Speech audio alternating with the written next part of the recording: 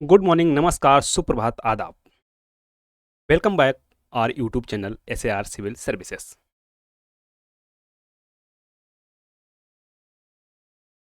So let's begin today's topic. Today's topic is केंद्रीय मंत्री परिषद। First question of the video, लोक सेवा आयोग का प्रावधान लिया गया है ब्रिटेन के संविधान से, भारत शासन अधिनियम 1935 से, जापान के संविधान से, अमेरिका के संविधान से। जो यहां पर सही ऑप्शन होगा वही होगा बी, लोक सेवा आयोग का प्रावधान भारत शासन अधिनियम 1935 से अपनाया गया है। ब्रिटेन के संविधान से संसदीय व्यवस्था, अमेरिका के संविधान से मूल अधिकार दिए गए हैं। अगला प्रश्न, निम्नलिखित कथनों पर विचार करें। पहला कथन है, भारत के संविधान में सरकार की संसदीय व्यवस्था ब्रिटिश मॉडल पर आधारित है। जो पहला स्टेटमेंट है बिल्कुल सही है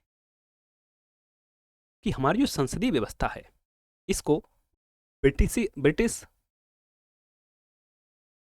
संसदीय व्यवस्था से लिया गया है।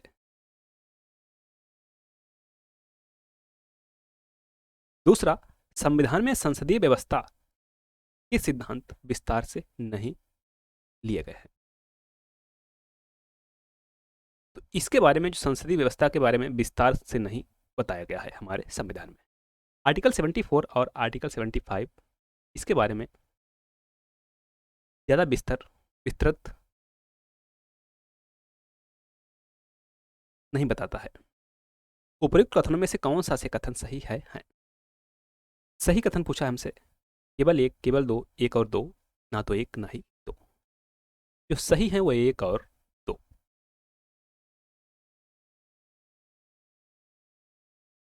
अगला प्रश्न, राष्ट्रपति को सहायता और सलाह देने हेतु एक मंत्री परिषद होगी जिसका प्रधानमंत्री होगा। उल्लेख है अनुच्छेद 74 में, अनुच्छेद 75 में, अनुच्छेद 76 में, अनुच्छेद 73 में। करेक्ट ऑप्शन है ए, अनुच्छेद 74 में। अनुच्छेद 74 में बताया गया है, राष्ट्रपति को सहायता और सलाह देने हेतु एक मंत्री परिषद होगी, इसका प्रधानमंत्री होगा और राष्ट्रपति मंत्री परिषद की सलाह के अनुसार ही कार्य करेगा। अगला प्रश्न, प्रधानमंत्री की नियुक्ति किसके द्वारा की जाती है? ऑप्शंस हैं राष्ट्रपति, उपराष्ट्रपति, राज्यपाल, लोकसभा अध्यक्ष। सही विकल्प है ए, राष्ट्रपति। प्रधानमंत्री की नियुक्ति राष्ट्रपति के द्वारा की जाती है, लेकिन राष्ट्रपति उसी व्यक्ति को प्रधानमंत्री नियुक्त करता है जो बहुमत प्राप्त दल का नेता हो, अर्थात जिसे लोकसभा में बहुमत मिला हो, उसी को राष्ट्रपति के द्वारा प्रधानमंत्री नियुक्त किया जाता है। प्रधानमंत्री की नियुक्ति राष्ट्रपति के द्वारा की जाती है तथा अन्य मंत्रियों की नियुक्ति राष्ट्रपति द्वारा प्रधानमंत्री की सलाह पर की जाती है। अगला प्रश्न, मंत्री परिषद के संदर्भ में निम्नलिखित कथनों पर विचार करें। आइए करते हैं।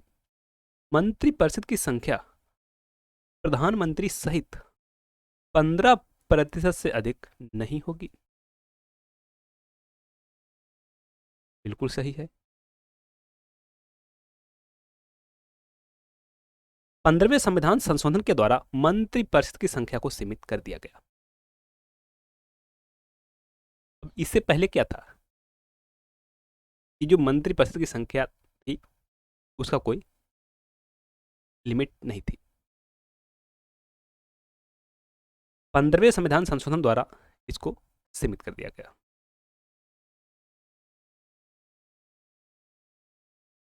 मंत्रिपरिषद सामूहिक रूप से लोकसभा के प्रति उत्तरदायी होती है। तीसरा स्टेटमेंट भी सही है।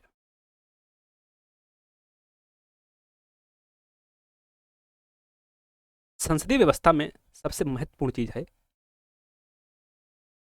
Collective responsibility. तो यहाँ पर तीनों स्टेटमेंट जो हैं बिल्कुल सही हैं। उपयुक्त कथनों में से कौन सा से कथन सही है? सही पूछा है हमसे, तो 1, 2 और 3 सही है। अगला प्रश्न, मंत्रियों को पद एवं गोपनीयता की शपथ कौन दिलाता है? राष्ट्रपति, उपराष्ट्रपति, लोकसभा अध्यक्ष, उसका मुख्य न्यायाधीश। यह दिलाते हैं राष्ट्रपति महोदय, ऑप्शन ए।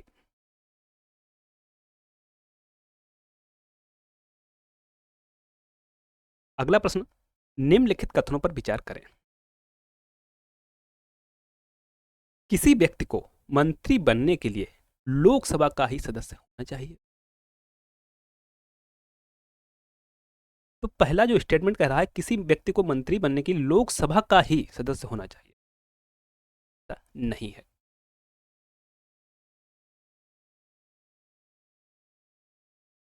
यदि किसी व्यक्ति को मंत्री बनाया जाता है, चाहे वह लोकसभा का सदस्य हो, चाहे राज्यसभा का हो, या फिर किसी का भी सदस्य ना हो, फिर भी उसको मंत्री बनाया जा सकता है। पहला जो स्टेटमेंट है वो है गलत। मंत्रियों के वेतन और भत्तों का निर्धारण संसद करती है। दूसरा स्टेटमेंट सही है। सभी मंत्री राष्ट्रपति के प्रसाद पर्यंत पद धारण करते हैं। तीसरा स्टेटमेंट भी सही है। उपयुक्त में से कौन सा से कथन सही नहीं है? सही नहीं है पूछा, तो केवल पहला सही नहीं।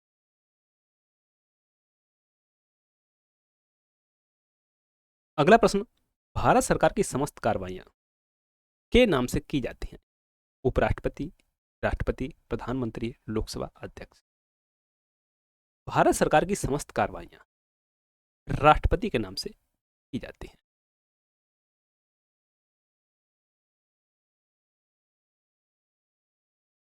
क्योंकि वैधानिक प्रमुख कौन है? राष्ट्रपति। सरकार का प्रमुख प्रधानमंत्री। तो जो भी सरकार की समस्त कार्रवाइयां होती हैं वह राष्ट्रपति के नाम से ही होती हैं। अगला प्रश्न, प्रधानमंत्री का यह कर्तव्य होगा कि संसद के प्रशासन के मामलों के बारे में मंत्रिपरिषद द्वारा लिए गए निर्णयों के बारे में राष्ट्रपति को सूचित करे। उल्लेख है अनुच्छेद 73 में, अनुच्छेद 74 में, अनुच्छेद 75 में, अनुच्छेद 78 में। सही विकल्प है डी। सही विकल्प है डी।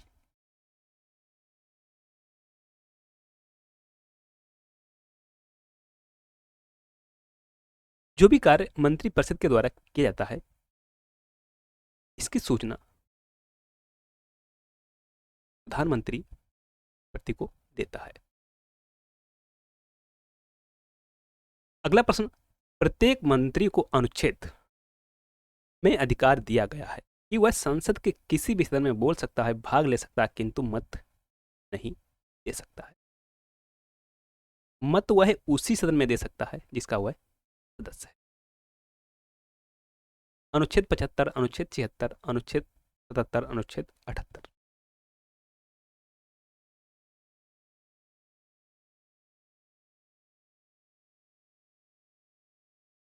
तो यहाँ पे जो विकल्प है थोड़ा सा गलत हो गया था, इसको कर लेते हैं करेक्ट। 88।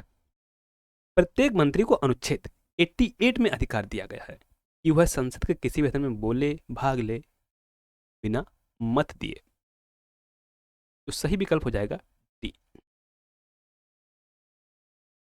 आपको बताते चलें अनुच्छेद 88 में यही अधिकार जो है भारत के महान्यायवादी को भी मिला है। भारत का महान्यायवादी, आर्टिकल 76।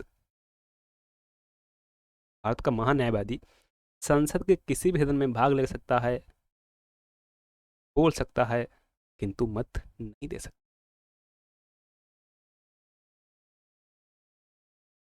अगला प्रश्न, मंत्रियों की नियुक्ति राष्ट्रपति द्वारा किसकी सलाह पर की जाती है?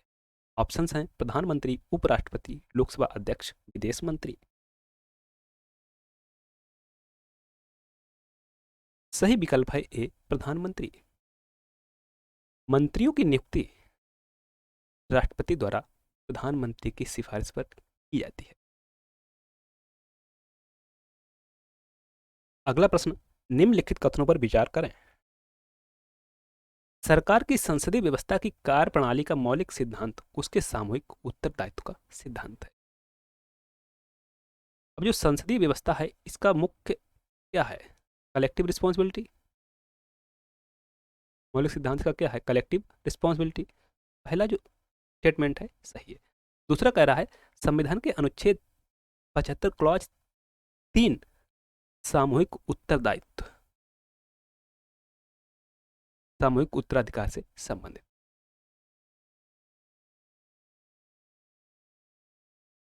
दूसरा भी स्टेटमेंट सही है।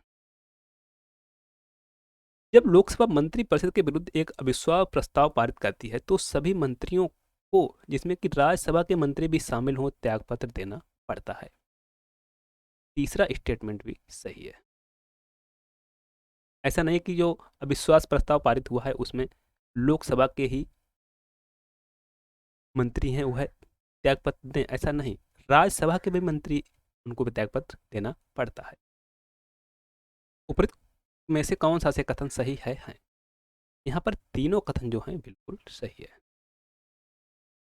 अगला प्रश्न, राष्ट्रपति किसी मंत्री को पद से हटा सकता है स्वविवेक से, प्रधानमंत्री की सलाह से, मंत्रिपरिषद की सलाह से, लोकसभा अध्यक्ष की सलाह से?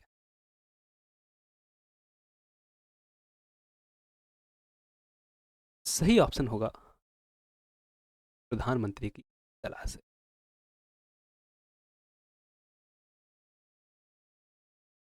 अगला प्रश्न, निम्नलिखित कथनों पर विचार करें। मंत्रिपरिषद में मंत्रियों की 3 श्रेणियां होती हैं। कैबिनेट मंत्रियों के पास सरकार के महत्वपूर्ण मंत्रालय होते हैं। कौन कौन से? जैसे रक्षा, विदेशी, स्वास्थ्य, शिक्षा आदि। उपर्युक्त में से कौन सा से कथन सही है? केवल एक, केवल दो, एक और दो, ना तो एक ना ही दो, तो दोनों जो होंगे और दो। अगला प्रश्न, मंत्रिमंडल के संदर्भ में निम्नलिखित कथनों पर विचार करें। यह केंद्र सरकार की उच्च कार्यकारिणी है। तो पहला स्टेटमेंट है बिल्कुल सही है, क्योंकि जो भी कार्य इसके द्वारा किए जाते हैं वो सभी महत्वपूर्ण कार्य मंत्रिमंडल के द्वारा ही किए जाते हैं। यह मंत्रिमंडल के निर्णयों को लागू करती है। अब जो दूसरा स्टेटमेंट है यह थोड़ा सा लग रहा है हमें, निर्णयों को लागू करने का काम मंत्रिपरिषद का होता है।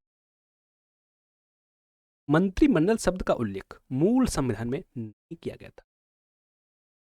गया था, तो तीसरा स्टेटमेंट भी सही है।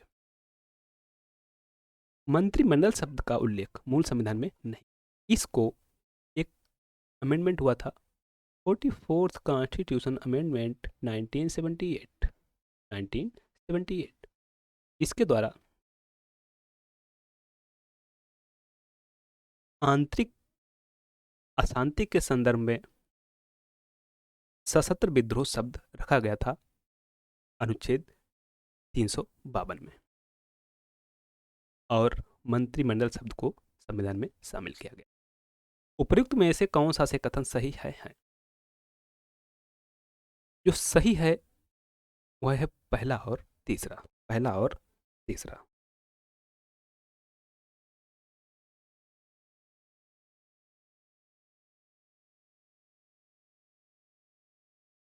तो यहाँ पर पहला और तीसरा विकल्प में नहीं है, इसको कर लेते हैं सी, पहला और तीसरा।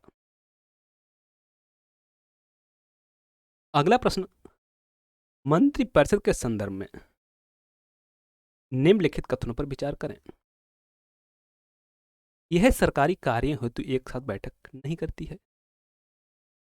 सही है बिल्कुल, क्योंकि मंत्रिपरिषद बहुत बड़ी है, इसमें 60-70 मंत्री शामिल होते हैं। जो सरकारी कार्य होता है सबके लिए शामिल नहीं हो सकते हैं लोग।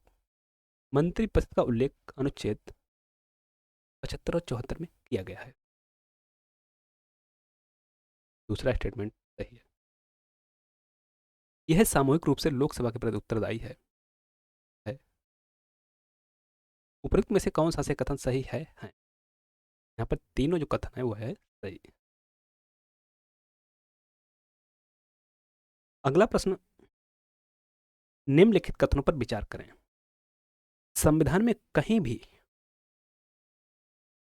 उप प्रधानमंत्री की नियुक्ति का उल्लेख नहीं किया गया। तो पहला स्टेटमेंट बिल्कुल सही है, ऐसा कोई उल्लेख हमें देखने को उप प्रधानमंत्री की नियुक्ति केवल व्याख्यात्मक है, इसकी नियुक्ति केवल राजनीतिक का। दूसरा स्टेटमेंट भी सही है, उप प्रधानमंत्री की नियुक्ति केवल एक राजनीतिक कारण है और इसकी नियुक्ति केवल पार्टी में स्थिरता बनाए रखना है। उपयुक्त कथन में से कौन सा से कथन सही है? यहाँ पर दोनों कथन जो हैं बिल्कुल सही है।